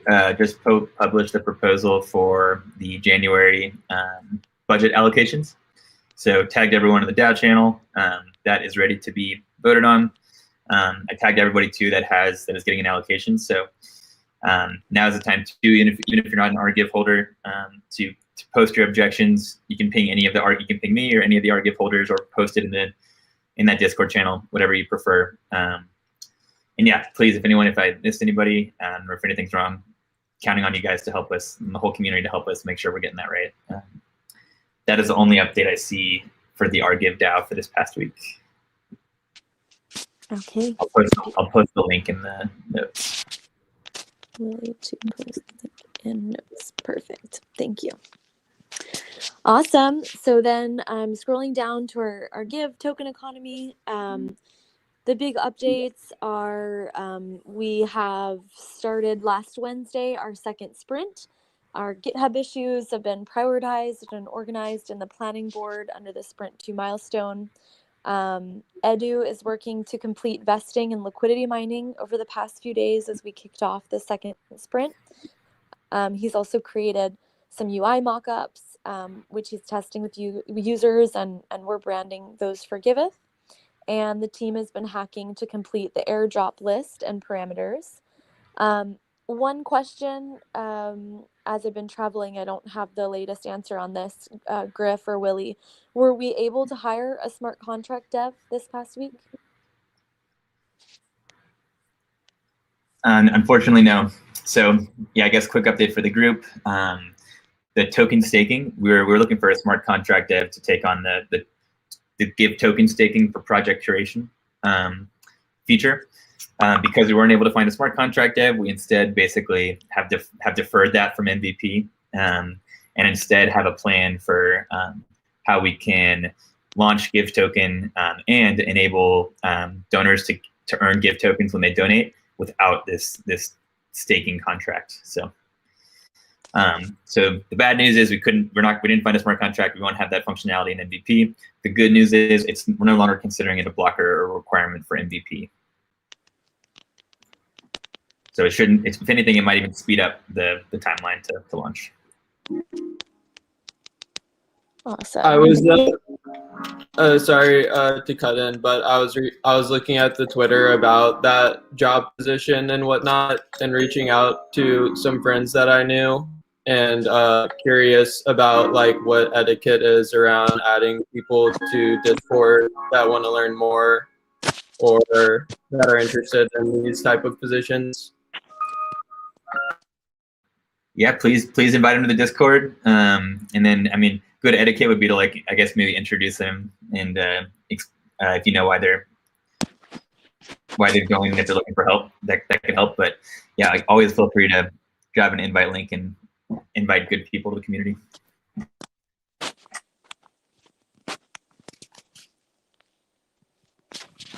Thank you, Willie, and thank you, James. So yeah, our next steps are just continuing hacking away on these things. Our second sprint that we are in started last Wednesday. We'll have a check-in this Wednesday, and then we'll wrap up the following Monday, March 1st. Does anyone have any questions or other updates they'd like to share around the Give token? Just a quick check. Willie, do we have a place where we're making the MVP like spec for the Give rewards, give backs? We hacked on it as an idea thing, but we didn't. Were you taking notes somewhere or anything? Yeah, we do have notes somewhere. I'm trying to remember where those notes are. I think Forrest actually has the doc. I'll take a look in Google Drive. I could have sworn there was, isn't there one in Notion, and that's what we use to create all of those GitHub issues, Griff? Yeah, but then Willie and I started talking about a stopgap solution to avoid the smart contract requirement. Okay. So we have it in Google Docs, and then I copied those over into a Notion doc. So I'll post the link to it right now if you want to take a look at that. Yeah, yeah. You bet. Here it is. Nice.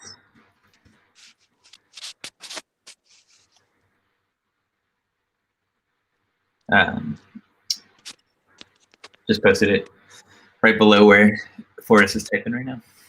Awesome. Thank you. Okay, beautiful. Any other questions or updates on the Give token?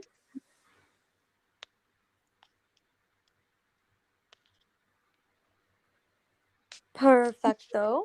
Okay, so under the DApp updates, issues, and requests, first we've got Giveth Trace. Just a couple of questions. Have we decided when we're moving from Trace to Giveth.io?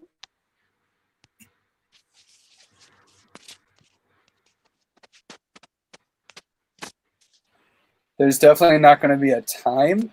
It's going to be when we are proud to call it not beta.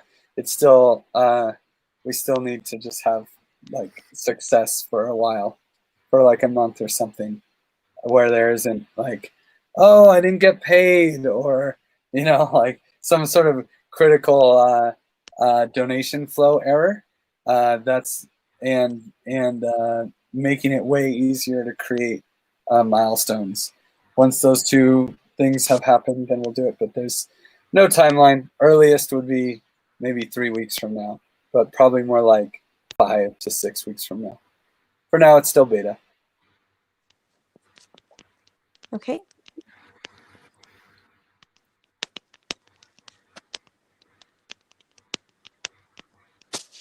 Perfect. Thank you. And from our last call, I understand that front-end devs onboarding is necessary, and we talked about like doing a design update with the new front-end dev. Just curious if that has gotten started and is in progress, or that's still around the corner. Sorry, I was disconnected. Yeah. I have talked with the new frontend. He has not joined yet, but he will do maybe next week.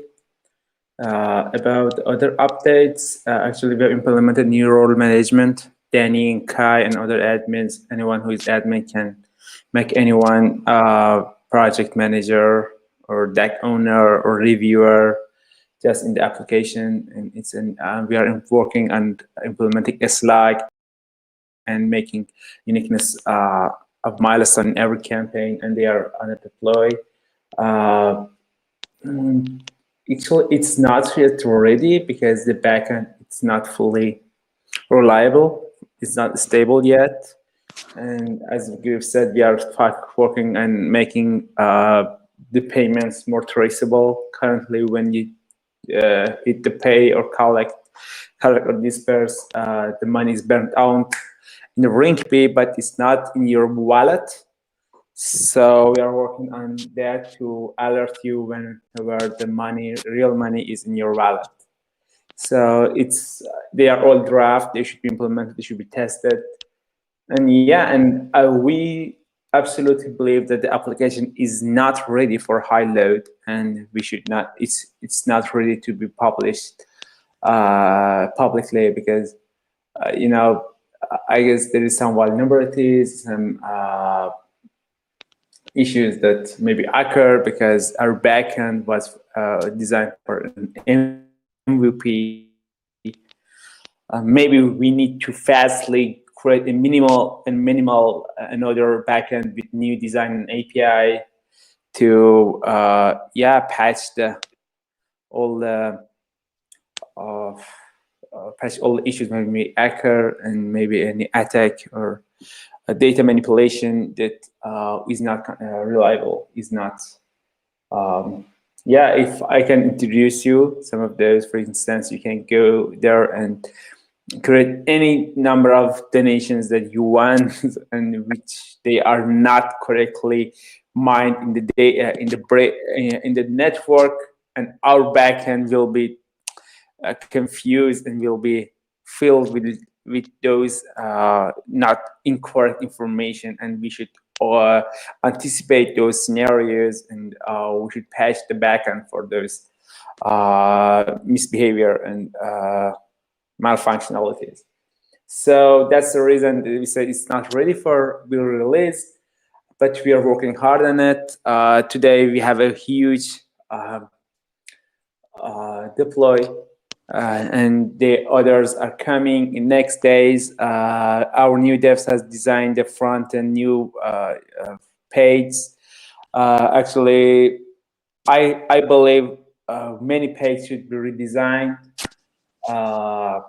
Profile page, profile managements, user management should be designed and to be implemented by me and new dev, by new experience and that we have from creating current application. Application is has many opportunities to be improved. There's lots of it's not optimized at all. Not, I cannot say at all, but I'm improving day to day and say, oh, that's shit. We should improve that application. But front end is not a matter. We can publish it. But about the backend, I guess we need to put more work. Me and Mohammed is working very hard on it. He's great. We are but he's alone working on the back end. I help him in design, implementing. That's the reason we are not yet ready to work on it. But if you drop in, I hope you see some change, because I tried hard to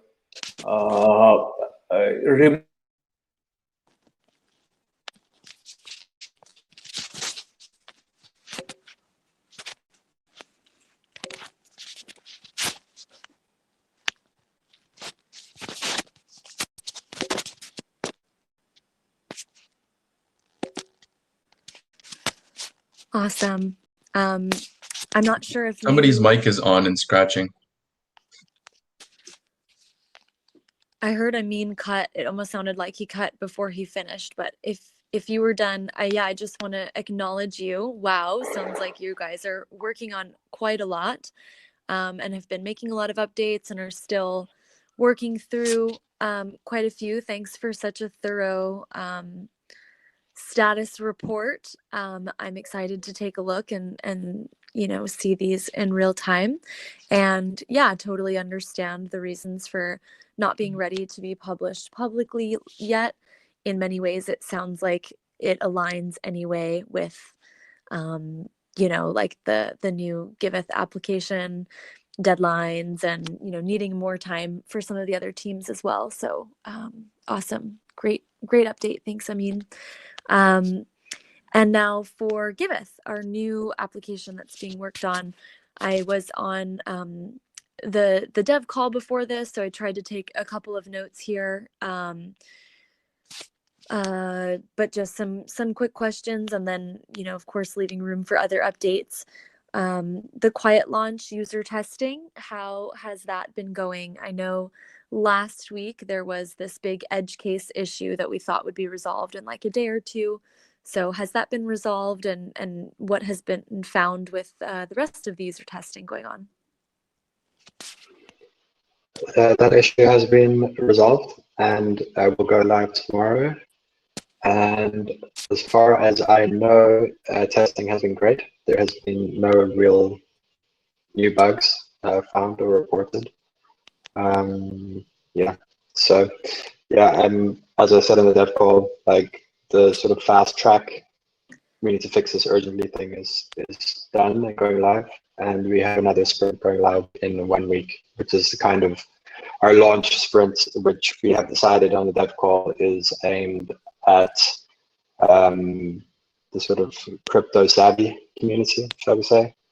And that was agreed with marketing basically, and I mean that's our general status, I would say. So yes, that issue has been fixed, to answer your question. Okay, beautiful. And how about on the last call we talked about potentially having identity verification maybe ready for this first launch? Is that something that we see being able to be done, or is there an update on that?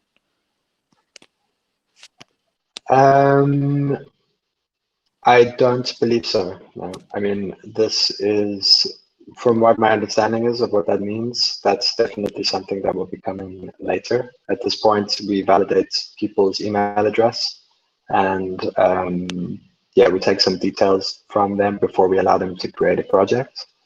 But we certainly have nothing resilient in place or plan to have anything in place soon, I would say. Okay, good update. Thank you.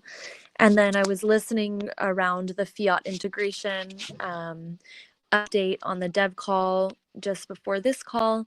Sounds like the team is still determining if this is imperative for the launch MVP and ease of use, or if it's okay to just bring this into a new edition.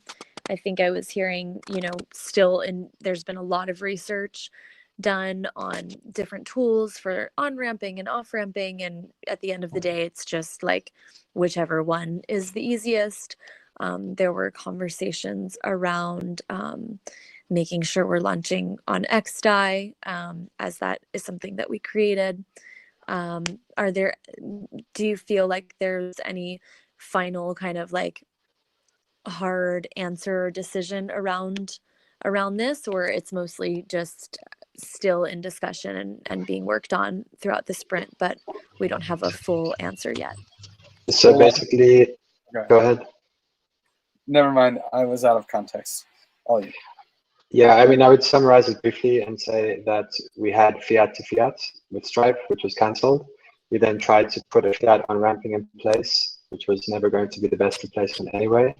And it's not going to satisfy what we want. So we have changed what this launch is about. And this launch that happens in 1 week's time is not aimed at anyone other than the crypto savvy, and therefore fiat in any of its forms is not essential to that launch. And the launch that is aimed at people outside of the crypto sphere will come in perhaps 3 weeks, and some kind of fiat payments option is vital for that launch. So that's kind of the conclusion we came to together, I believe. Perfect. That was a really clear and thorough response. Thank you so much, James. Welcome. And that launch. Okay, beautiful. And then is there, I know you said you aligned with the marketing team. I was imagining that was on Friday when I was out. Do we have a anticipated launch date currently for this crypto savvy target? Crypto savvy is in 1 week on the 1st of March, I believe. Yes, 1st of March. Non-crypto savvy, so like extending our offering to those outside of the crypto sphere, it's kind of really blocked by any kind of guarantee of having a payment provider be able to provide a service to us. So any kind of date we put on that would be highly speculative. So I don't know. I mean, I can imagine it being 4 weeks. I would hope it's 3 weeks. Maybe it's 2 weeks, but it's just pie in the sky. We don't really know right now. So we need an assurance from someone that if we implement an integration with them, that they're not going to cancel us, basically. So it's a little bit out of our hands. So until then, I guess we just focus on improving, and we have no shortage of things to build, basically. Okay, perfect. Any other updates that you'd like to share around the new Giveth application? Matteo? No, Not from my side. No. Big launch in 1 week. Yay. How exciting. Okay, brilliant. Thank you. Kai, any ops updates you'd like to share? Oh, nice. Sorry. Music. I was wondering when a good time for like user feedback is. Would that be now? On the new Giveth platform? Yeah. Sure.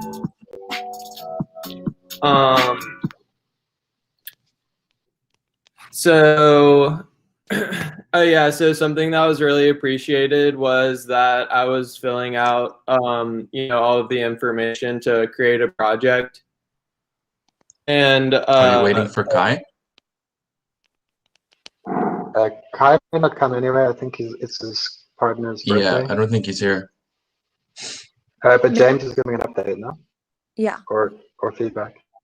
Yeah, I don't know if my Wi-Fi was cutting in and out, but something that was really appreciated was that my Chrome shut down, and then when I reopened it, all of my information was saved. And I think a lot of people doing this work, and I just know I in the past have had to redo things when I lose them.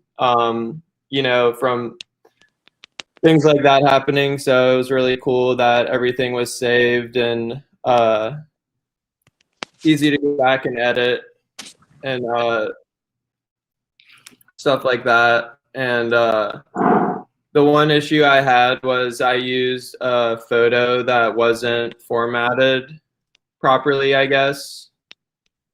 So it gave me this picture that said, I saved it and sent it to Willie, but it said something went wrong while adding your project, failed to fetch. Please report this issue. And then as far as reporting the issue, I wasn't exactly sure how to do that, or there wasn't like a link for reporting the issue. So I just sent it to Willie. Cool. I mean, if Willie can send that to me, or if you could send it to me, James, I can have a look at it. I think I know the error, but yeah. Okay, sounds good. Oh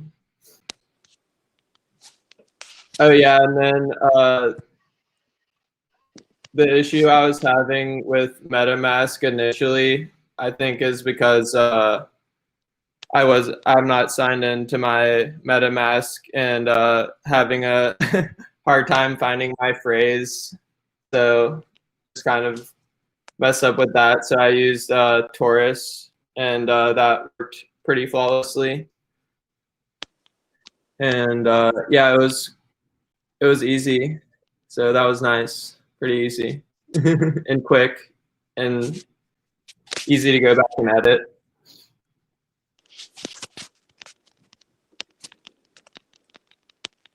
Nice. Thank you, James. We appreciate that. That's so great. Thank you. I put this as I made some notes on the second bullet under Giveth under dApps. So we've captured that. Thank you so much. That was thorough and much appreciated. Kai's not here for ops updates, so no worries there.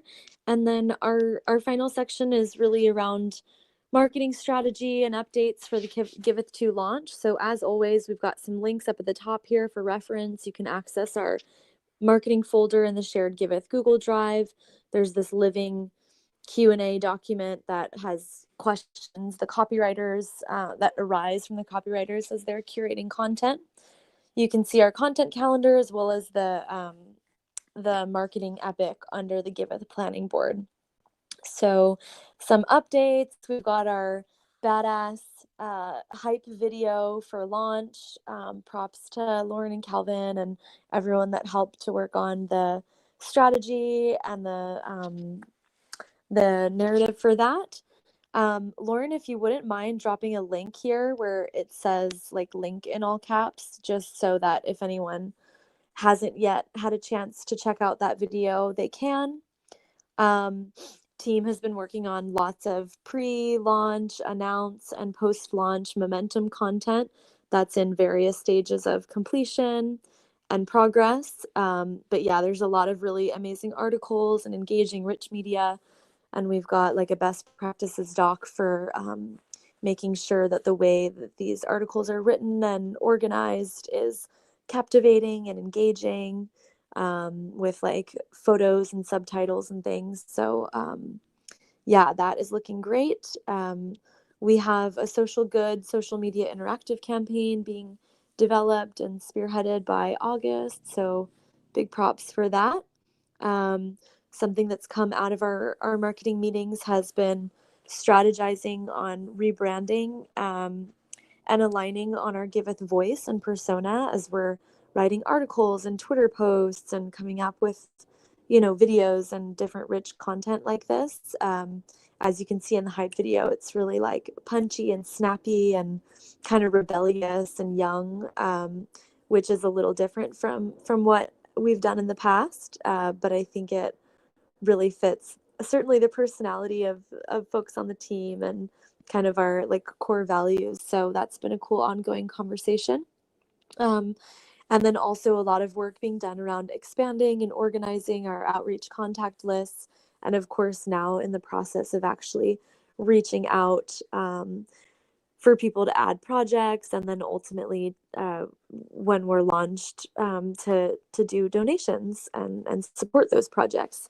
So awesome work to the team. There's been, you know, a lot of passion and creativity and diligence that's been going into all of that. Next steps are just for the team to continually fill in the content calendar with regular status updates of the things that each person is owning. And then we're meeting Tuesdays and Fridays to review that content calendar, as well as our GitHub issues. And sometimes we're aligning on strategy and doing brainstorms and things like that.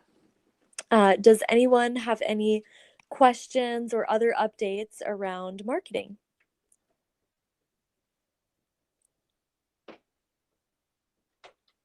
Okay. When is that video going to go out? Is it just going out with the when we do the public release? Yeah. So that's planned to be the article that Lauren wrote and is already saved into the marketing folder under like finished content ready to go. She wrote an article, and that's going to be embedded at the top of the article that we publish on Medium the day of the launch, like the morning of the launch. Sweet. Can we also have it in the launch tweet so that people right on Twitter can see it planned? Absolutely. On all the social media channels, for sure. It would be good to put it on Reddit as well. Awesome. Can't wait for that. Any other questions or marketing updates?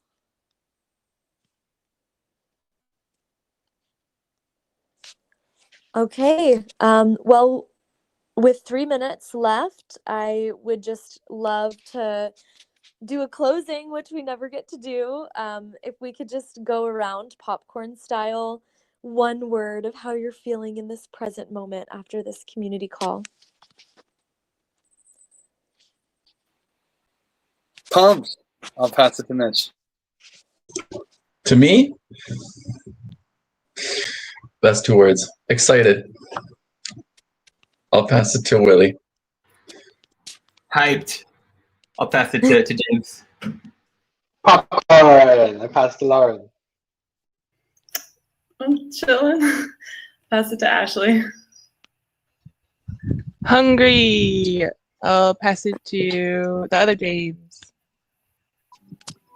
Ready. Pass it to Mitch.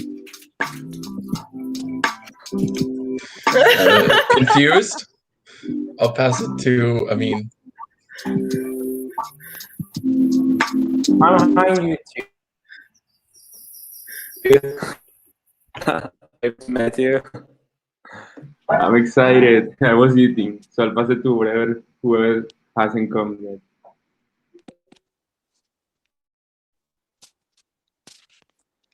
I think Tommy, maybe? Lost. No, I'm feeling good. I'll pass it to, I guess, Willie. Woo! Pumped. Yep. I'll pass it to Forrest. Oh, we did it. I am feeling focused. I should have said deja vu. Yeah, dang it. Deja vu.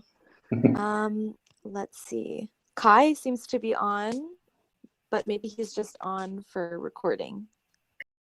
Guys, it's his wife's birthday. I wanted to just like quickly just mention that Danny's traveling to the States this week, and Ashley as well, and I'm going to be in Mexico, so we're going to be like a little bit out, a little bit in.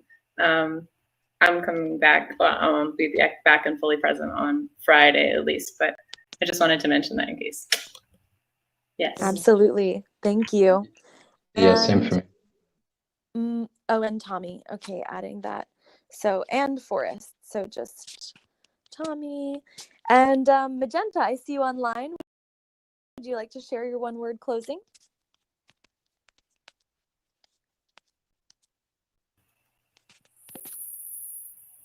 I don't see Maybe she's on mute. I don't see her anymore, but I don't know. Did Mateo go? Okay. He did. I think everyone has gone. Thanks, you guys, so much for for your time on this call. If there's any further discussions or questions that arise, you can always post in the scheduling or the appropriate channel on Discord. I wish you all a very happy Sunday, February 21st, and I'm sending you lots of love from the States.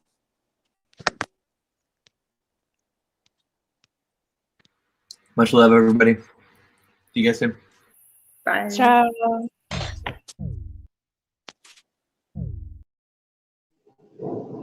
Ciao.